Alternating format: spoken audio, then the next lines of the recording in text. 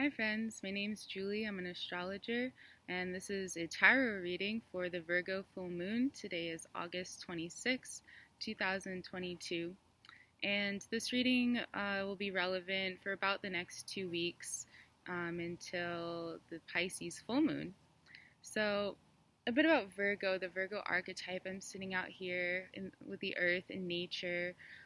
Virgo is an earth sign, all about purification of the body, healing, health, the motive of the virgin in the sense of purity. Again, it's not so much about the innocence as it is about pristine. I think of spiritual teachings being protected. It can be kind of a self-protective or a regimented or an intentional diet or something like that, where we do something in the name of healing and taking care of ourselves or taking care of someone else.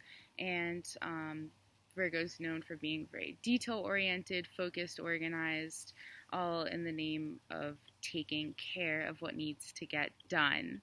Very practically minded and very spiritually cleansing. So, very, really super powerful cards I pulled. I'm like just all of the most powerful cards that could be pulled at once.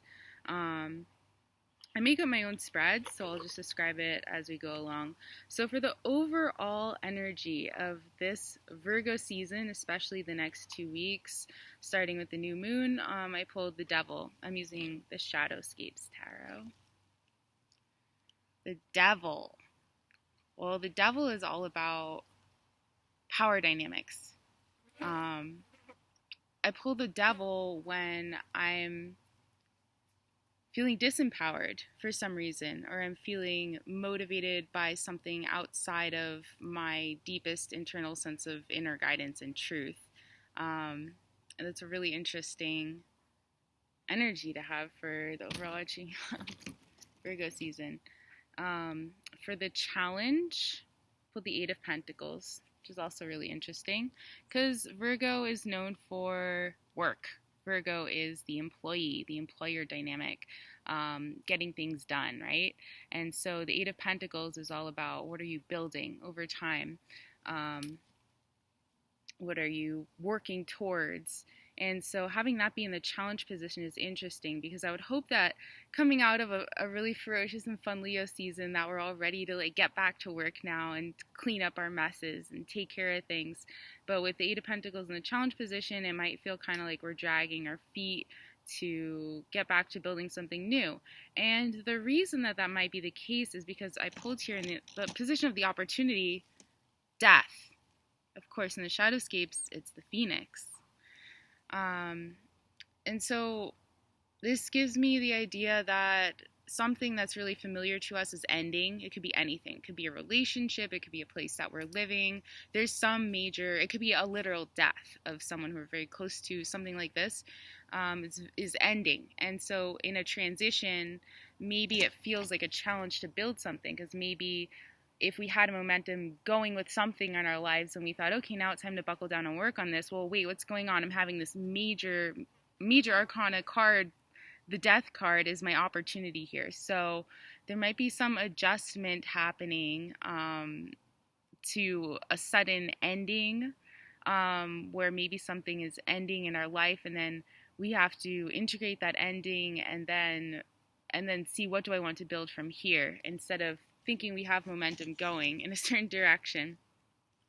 In the position of growth, so death, like change in the name of what is it that we're growing towards? I pulled the Emperor, which is super awesome. The Emperor is it's like a Capricorn archetype, the father figure archetype, a feeling of autonomy, self-reliance, self-confidence, assertion, accomplishment. I can do anything I set my mind to. Look what I did. Look, isn't this great? And so the growth is towards achievement. Even though the challenge is towards building something, the growth is towards the achievement of having built something. So I'm seeing a transition. The energy surrounding you may not be aware of it. The Four of Cups.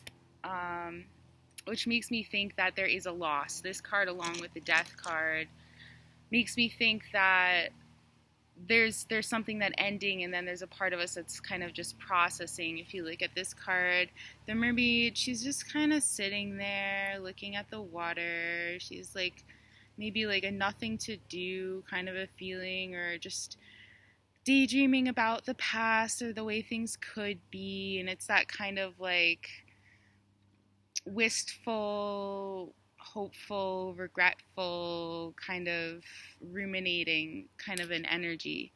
And so I do feel like there's some sort of like a loss or a change that we're processing. And the guidance, it's like, okay, so all this stuff's going on in my life. So on a day-to-day level, what should I go towards? What should I take as guidance?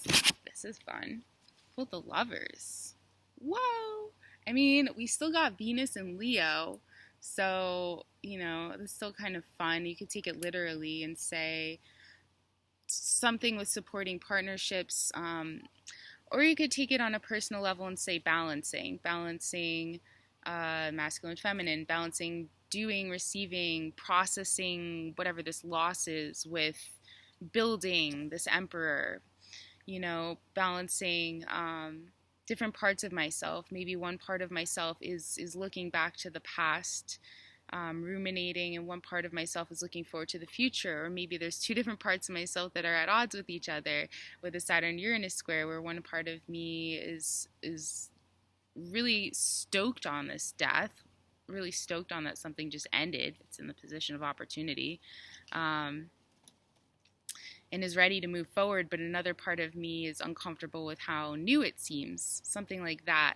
So the guidance is on the middle path, the balancing of the two avenues, the balancing of the two parts of ourselves, the compromising, the Libra energy. I mean, this card is Gemini, the twins, so balancing the right brain and the left brain, balance, and integration. At the bottom of the deck, we have the Queen of Pentacles.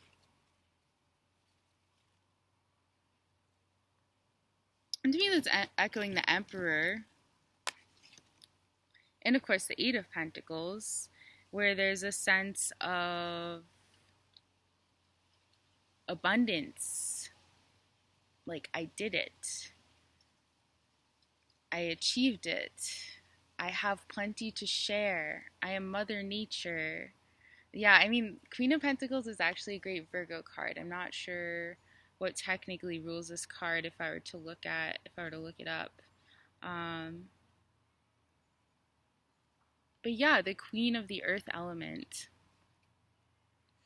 So that's like the feminine qualities of the physical realm, like good food, nurturance and support in a physical way.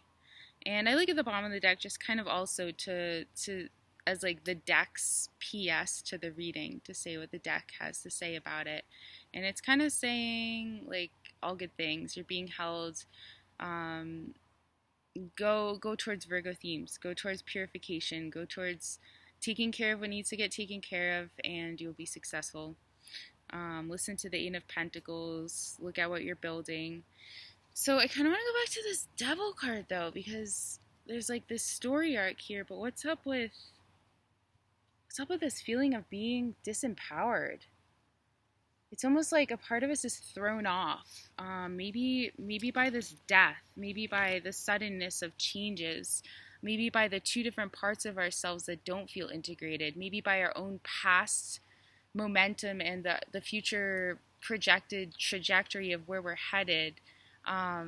It seems like that we might be tempted to go down a path that isn't really in alignment. We might actually, this kind of feels like confusion to me, like something ended and there's new options available to us, and we might be kind of seduced by one of them, even though it's not actually in alignment with who we are and what we really want and where we're really headed. And so I'm taking this as kind of maybe you could take it as a warning card or a check-in with yourself. Is this new choice you're making, this new path you're heading, really going to put you on the throne as the emperor? Is it really building something that you want, or is it kind of more so that motivated by this Four of Cups energy, who's wishing things could be a certain way and kind of living in her head and kind of wanting the past to come back and wanting to go back to the past? And maybe there's this opportunity to go back to the past this month and integrate a part of ourselves, but then there's this sort of feeling of like, oh, but this isn't really in alignment. There's something not fully true about this. This doesn't feel totally good to me. It's not totally nourishing, but it's really feeding some addictive part of me. The Devil card can be an addiction. And this Four of Cups card kind of doesn't really want to get with the Pentacles, get with the Virgo, face reality, get down to work, clean up his mess. It kind of wants to stay living in that fantasy pool, you know? So maybe there's this part of us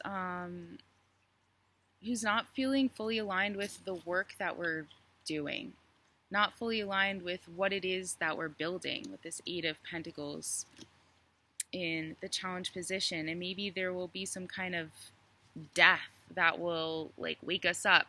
It's not the Tower. I'm not pulling anything sudden. I would think that you might know what I'm talking about with this Devil card. I mean, death is kind of, you know, sudden in the sense that it's like a light switch. But it's also a rebirth, and it's the opportunity to rebirth ourselves that in alignment, Capricorn, a spinal alignment, a nice chiropractic emperor, and shake off this devil. So it's interesting that this virginal Virgo energy might be seduced by something that is straying her from herself, you know. The innocent feminine feeling attracted to something that isn't pure. The devil isn't pure. So it's interesting that the devil would come up to be purged right now, this Virgo season. It could be kind of a deeper cleaning than we realize that we're in for, kind of a thing. To see this devil card overtoning, because the devil isn't pure. The devil is our distractions, our addictions, our seductions, everything that's making me feel disempowered in my path instead of in alignment. And Virgo is all about, you know, being in alignment, being in integrity, being of service to others. So it'll be an interesting one. All the best. If you're interested in reading, I do especially natal chart readings, astrological identity counseling. You can check out my website at lucidreflections.weebly.com. I'll put that in the description box below. And you can email me if you're interested in a reading at prismclouds@gmail.com.